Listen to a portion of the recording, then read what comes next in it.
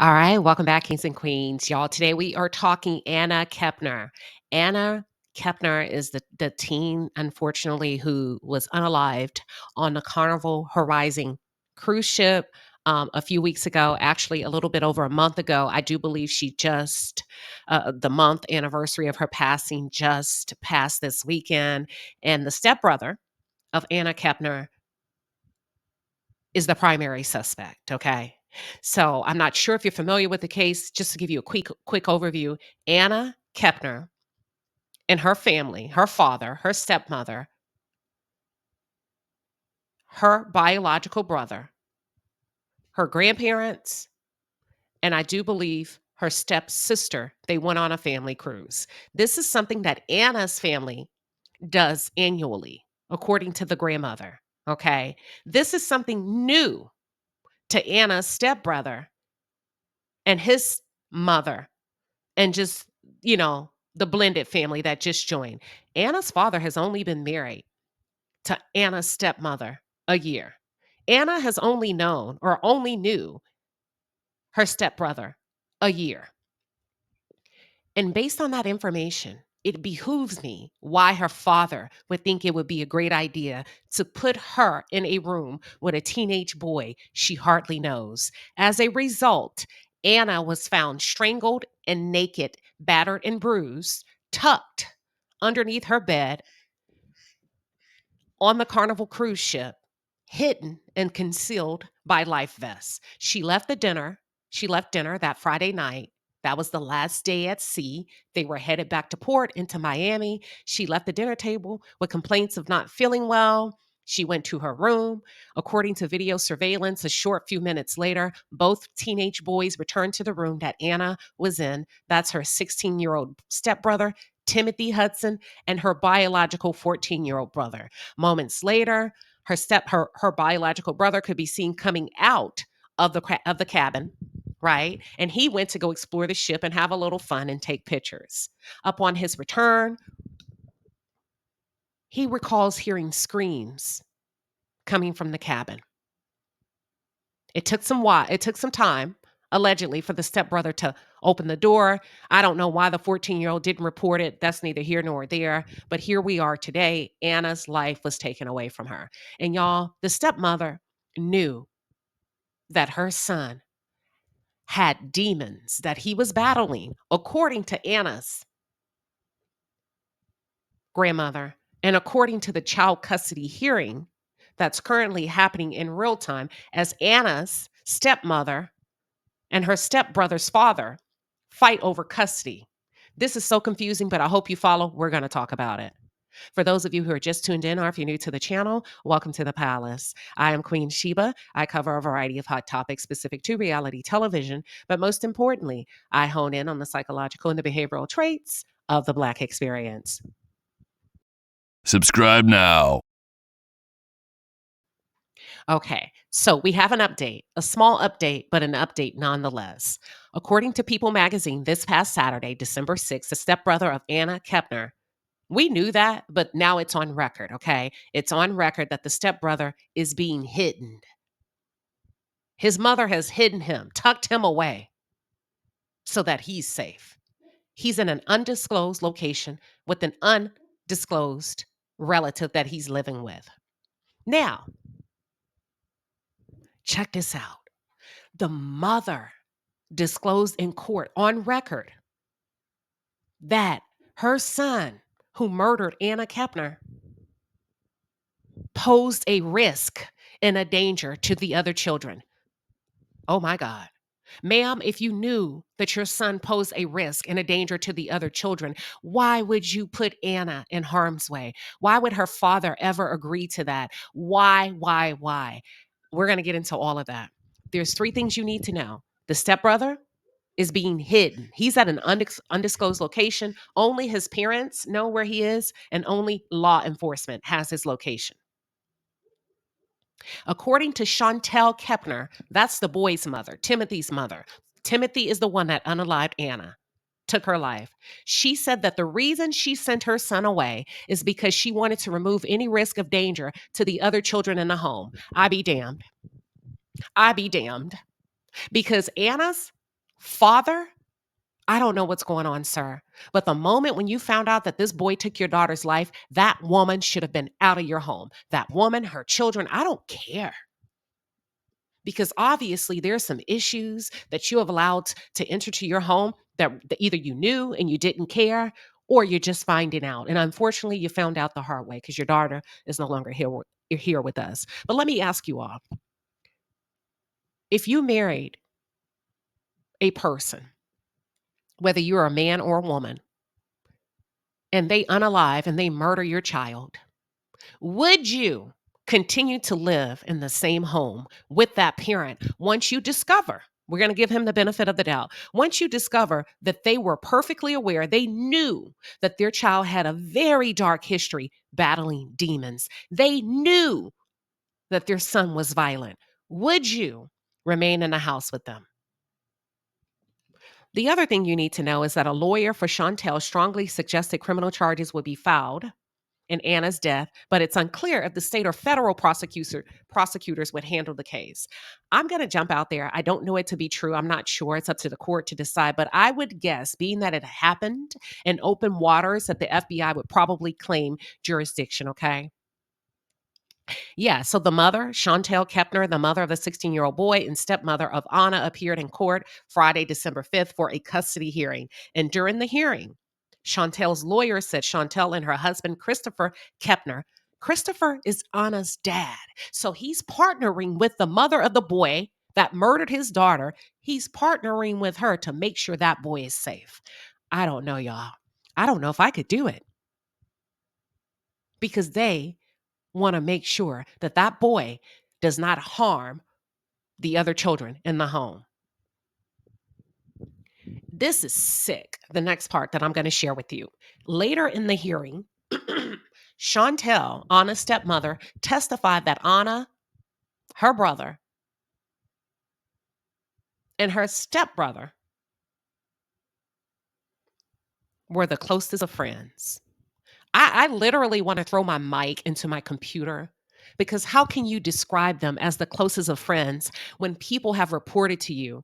Anna's ex boyfriend, his parents reported to you that while Anna was in her room, your son attempted to sexually assault his stepsister. Ma'am, that does not represent the closest of friends. And she said that the trio, we know that, shared a room on the Carnival Horizon a cruise from November 2nd to November 9th. And the reason why Chantel is in court is because her ex-husband, Thomas Hudson, filed an emergency custody motion last month after Anna was found strangled to death under the bed in the room, which she shared with his son. He knew what his son was. He's been begging the mom to allow the son to come with him because I feel that as a man, he's like, listen, you already know what kind of demon you're dealing with. This boy is out of control. You're putting other kids in harm's way. There's only a matter of time before he snaps. Give him to me. I can manage him. I can handle him as a man. He can't really harm me. He doesn't pose the same threat to me that he poses to that teenage girl and those little girls in the home. But the mother did not want her son, or she did not want to give over custody to her son. I have a question for women. When you have a teenage boy in this situation, and he's clearly acting out, he's clearly battling something. There's deviancy, there's a defiance, there's behaviors that you really can't manage as a woman, if I can be honest. You haven't gotten him professional help, to my knowledge. Why would you hesitate as a woman to send him with his father? Why would you risk him taking another child's life just so that you can keep him in the home with you because you are the mother? Can somebody help me understand this? Or do you feel that it would not, or would it have made a difference if she allowed the father to be hands on with the boy who has clear behavioral health problems? Yeah. So together, Thomas and Chantel, they share 3 children. Thomas, the boy's father, is saying, listen, I need my daughter. Please grant me custody of my youngest daughter. I don't want her anywhere around Chantel. I don't want her anywhere around her brother. This is very serious. And he also shared in court that he doesn't feel like Chantel did a really good job of supervising that boy, Timothy Hudson, who has known behavioral health problems. So far, no charges have been filed, and officials have not named a suspect, but he is the primary suspect. Okay. But Chantel's attorney strongly suggested that charges would be filed and should be coming down the pipeline shortly. The attorney also said that the FBI was determining whether to turn over the evidence in the case to state or local authorities. And when asked to confirm this, an FBI spokesperson declined to comment to People. Thank you, because we don't need to know that. Make sure this case is ironclad. We don't need to know anything until you're ready to go to trial. Yeah. One of the lawyers commented, "My clients were informed that the teenager was a suspect, and since his release from the hospital after his return to the United States, he was placed with a relative of the mother." I can only guess. So we have this teenage boy that poses a danger to women and girls and children. I am going to hop out there and assume that he's probably with a male relative. Okay. Because I don't see a woman opening up her home to a 16-year-old boy who was strong enough to strangle an 18-year-old girl to death. I just wouldn't be able to sleep at night. One eye would be open. So I'm going to assume he's with the man. The attorney also noted that her client and the ex-husband of her client worked together on the issue. So all of the adults, this just sounds sick to me, but all of the adults worked together to make sure that the boy was hidden in an undisclosed location. I mean, I guess that's what you would do. I don't see how Anna's father can sleep at night. People magazine obtained documents confirming that the teenager is staying with the third party who holds power of attorney and can only be removed with the consent of both parents. So it sounds like the power of attorney has been given to this relative. The documents also state that his location is only known, I said that earlier, to Chantel, Thomas, and law enforcement. That means the stepdad doesn't know? Is that what you're saying? Because I would really feel uncomfortable as a primary parent knowing your child took my child's life and I don't know where he is. No, I wouldn't feel comfortable at all. 2 days shy of the 1-month anniversary of the teen's death, the unrelated custody hearing brought on by Chantel Kepner's ex-husband. In this case, the mother took the children, both Brooke and Timothy, on a cruise against my client's wishes. This all comes as family members say Anna Kepner's 16-year-old stepbrother is a suspect in her death. At some point, did you discover that one of the children had passed away? Yes. It's being alleged that while Anna's father was frantically searching for his daughter, that her son, Timothy Hudson, Anna's stepbrother, confessed to his mom what he had done to Anna, and she did not inform the FBI. She allowed her child to pack his bags while watching Anna's body be rolled out in a body bag on a gurney, and they went home. And when was that you discovered that? Friday morning. When was the last time that you'd seen the child before that Friday morning? Thursday night. Anna's stepmother recounting the final moments. The 18-year-old was seen alive by her family. Court documents reveal this picture is a very eerie picture. If you take and pay close attention, that is Anna getting dressed in her room, or not getting dressed, putting her makeup on, getting ready for dinner. And if you look at this camouflage jacket or whatever that is, that belongs to the stepbrother. And this right here is his knee in jean pants. He's stalking her. He's recording her. He's videotaping her. And for the life of me, I don't know why the family would release that photo, which symbolizes to me there's some really dark, deep things that are going on with this family. For them not to recognize, wait, we probably don't want to release that photo or that video being that he's the one that took it without Anna knowing that she was being recorded, stalked, preyed upon, because that wouldn't look good to the public. That's how far gone this family is. Anna was found asphyxiated under a bed in the room she shared with her siblings, including her younger stepbrother. Have you made arrangements for Timothy to reside with a relative? Correct. And why did you do that? It was something that we had talked about because neither one of us could bring him back to our home. Why couldn't you bring Timothy back to your home? Looking out for the safety of the other children in the home. He was the only Does she seem cold, or is she just, she just, I don't know. one seen coming and going. So I can't accuse him because I don't know what happened in that room.